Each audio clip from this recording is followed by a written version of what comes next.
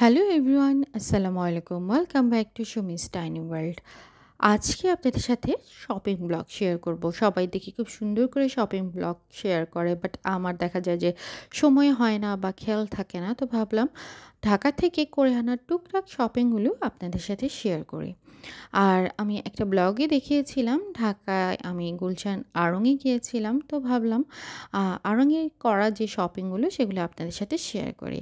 আড়ং-এ গেলে সবসময় দেখা যায় আমার আ আ অ্যাক্সেসরিজ বা ড্রেস এসব সেকশনে যাওয়ার আগে আমি চলে যাই হোম ডেকোরের জিনিসের দিকে। কারণ আমার বাসার জন্য ছোটোখাটো এসব মানে আড়ং-এর যে ছোটো, ছোটো জিনিসগুলো এগুলো এত বেশি কিউট লাগে, ওগুলো কিনতে কেনার পর আমার মনও অনেক ভালো হয়ে যায়। তো আড়ং থেকে এই ছোট, ছোট জিনিসগুলো হচ্ছে গিয়ে কিনেছি।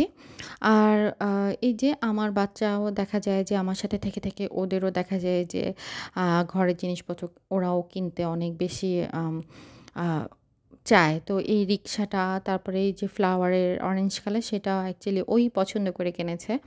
আর এটা কিনেছে হচ্ছে গিয়ে ওয়াচ রাখার জন্য। মোটামুটি ভালোই স্পেস আর আমার কাছে রিজনেবল লেগেছে বেশ। তো ওয়াচ রাখার জন্য নিয়েছি। আর এই রানারটা নিয়েছি হচ্ছে রাফ ইউজ করার জন্য। আমার ম্যাক্সিমাম রানারগুলা ৪-৫ টা রানার ব্ল্যাক কালার ভেবেছিলাম যে এটা একটু কালারফুল নিবো। বাট যখনই মনে হয় যে আ টেবিলের উপরে রাখলে তো হচ্ছে গিয়ে এটা ময়লা হয়ে যেতে পারে। তো সেজন্য ব্ল্যাক অ্যান্ড হোয়াইট কালার নিয়েছি। আর যত কিছুই বলি না কেন, আমার ঘুরে ফিরে ব্ল্যাক কালারের জিনিস, ব্ল্যাক অ্যান্ড হোয়াইট কালারের জিনিসের প্রতি আগে চোখ পড়বে। মানে এমন একটা সময় ছিল আমার ম্যাক্সিমাম ড্রেসই ব্ল্যাক অ্যান্ড হোয়াইট ছিল। মানে এতটাই ব্ল্যাক অ্যান্ড হোয়াইট লাভার। তো আর এই জিনিসটা নিয়েছি হচ্ছে গিয়ে ব্লক করার সময় হচ্ছে খাবার-টাবার রেখে একটু সুন্দর করে সার্ভ করা, বা হচ্ছে গিয়ে টেবিলের একটা কর্নারে শোপিস রেখে আ হয়তোবা ভালো লাগবে সেটা ভেবে হচ্ছে গিয়ে নেওয়া। আর এই ছোট্ট কিউট জিনিসটা হচ্ছে মাটির এই জিনিসটা, এটা আমার কাছে খুবই কিউট লেগেছে। এটাতে ভর্তা বা আচার এই টাইপ জিনিসগুলো হচ্ছে সার্ভ করা যাবে, দেখতে ভাল লাগবে। আর আ মাটির জিনিসগুলো কিনছি আমার, ভাবছিলাম আমি তখন ঢাকা থেকে। তারপরে এই আ জিনিসটা হচ্ছে কি গিফট পেয়েছি আমার ভাবি, যেটা আমি ব্লগে বলেছিলাম যে ভাবির সাথে ঘুরতে গিয়েছিলাম। উনি হচ্ছে গিফট করেছে। আর এটা খুবই কিউট আর আমার খুবই পছন্দ হয়েছে। উনি অ্যাকচুয়ালি নিজেই পছন্দ করে কিনেছে। আমার কাছে বেশ ভালো লেগেছে। তো এগুলো হচ্ছে গিয়ে আমার আড়ং থেকে টুকটাক কেনা। এর পরবর্তী যে শপিংগুলো সেগুলো আমি করেছি হচ্ছে গিয়ে গুলশান ১ নম্বরে যে সিটি কর্পোরেশন মার্কেটটা আছে সেটা।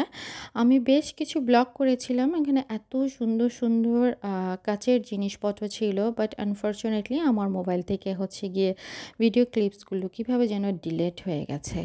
তা এই প্লেটগুলো নিয়েছি আমার রাফ ইউজ করার জন্য। হচ্ছে গিয়ে আমি প্লেট খুঁজছিলাম।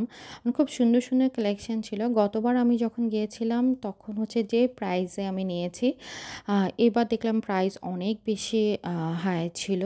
এই প্লেটগুলো আমার বড় ছেলের অনেক পছন্দ হয়ে গেছে। আর রাফ ইউজের জন্য আমি অ্যাকচুয়ালি চাচ্ছিলাম যে একটু হালকা পাতলা, বাট এগুলো মোটামুটি একটু বেশ ভারী। জানি না হেল্পিং হ্যান্ড আসলে কতদিন এগুলো রাখতে পারবে। তারপরে যেহেতু ছেলের পছন্দ বলে কথা, তো এগুলো একটা 400 করে চেয়েছিল। পরে আমাকে 350 করে দিয়েছিল। তো এটাও হচ্ছে গিয়ে রাফ ইউজ করার জন্য একটা মগ খুঁজছিলাম। পরে এই মগটাই হচ্ছে গিয়ে দেখার পর বাকিগুলো পছন্দ হয়নি। তো এটা নেওয়ার পরে এখন মনে হচ্ছে যে রাফ ইউজ আসলে হেল্পিং হ্যান্ডরা এসব কাচের জিনিসপত্র প্রতিদিন যখন ইউজ করব, এগুলো অ্যাকচুয়ালি হচ্ছে গিয়ে আ ওরা কতটুকু যত্ন সহকারে ধোবে সেটা নিয়েও চিন্তা করছিলাম। আর এই মার্কেটটা আমার দেখা যায় যে আমার বিয়ের পর আমার ১ম সংসার কিন্তু ঢাকায়। তো ঢাকা থেকে দেখা যায় আমার হাসব্যান্ডের অফিস গুলশানে ছিল। আর আমার ইউনিভার্সিটি মহাখালীতে ছিল। তো আমাদের ম্যাক্সিমাম সময় বাজার করা থেকে শুরু করে টুকটাক জিনিসপত্র কেনার জন্য ওই মার্কেটেতে চলে যেতাম। তো আ এই গ্লোবটা নিয়েছিলাম। এটা অনেক ইউনিক লাগছিল, একটু মেটাল টাইপের। এইটা দেখেন, ঢাকা থেকে পুরা কুয়াকাটা পর্যন্ত গিয়ে কুয়াকাটা থেকে আবার চিটংয়ে এসেছি, কিছুই হয়নি। বাসায় আনার পরে এই জিনিসটা হাত থেকে পড়ে হচ্ছে ভেঙে গিয়েছে। আর এই জুতাগুলো হচ্ছে গিয়ে গুলশানের মার্কেটটা থেকে নিয়েছি। আমি প্রত্যেক বছর গেলে হচ্ছে ৩-৪ জোড়া ফ্ল্যাট স্যান্ডেলটা আমার ম্যাক্সিমাম স্যান্ডেলগুলো ওখান থেকেই কেনা। আমি ঢাকায় গেলে আমার বাচ্চাদের জন্য সহ একসাথে কিনে ফেলি। বাট আনফরচুনেটলি এবার কালেকশন একদমই সুন্দর ছিল না। আর দেখলাম যে অনেক কম্বল দিয়ে প্রত্যেকটা শপ হচ্ছে ভরে গিয়েছিল, যার কারণে আমার এই একটাই পেয়ারই পছন্দ হয়েছে। মানে একটু মন খারাপ হয়েছিল। আমি আরও ৩-৪ জোড়া জুতা কিনে আনলে বোধহয় আমার কাছে আরও বেশি ভাল লাগতো। আর মাটির জিনিসের প্রতি মানে এগুলো আমি ঢাকা থেকে টেনে এনেছি। এগুলো সেই ঢাকা থেকে কুয়াকাটা থেকে আবার আমি চিটংয়ে মানে ঢাকায় গিয়েছি। ঢাকা থেকে আবার চট্টগ্রামে এনেছি। তো মাঝে মধ্যে আমার মনে হয় আমার হাসব্যান্ডেরও যথেষ্ট ধৈর্য আছে। এগুলো অনেক যত্ন সহকারে আনতে হয়েছে। একটু টেনশনে ছিলাম ভেঙে যাবে কিনা, যেহেতু কাচের জিনিস অনেক সেনসিটিভ হয়।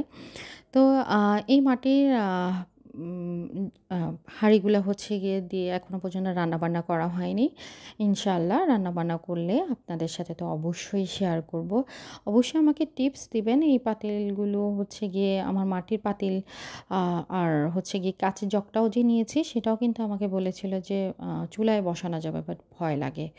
তো দ্যাটস ইট ফর টুডে। যদি ব্লগটা ভালো লেগে থাকে অবশ্যই একটা লাইক, কমেন্ট করে পাশে থাকবেন। আল্লাহ হাফেজ।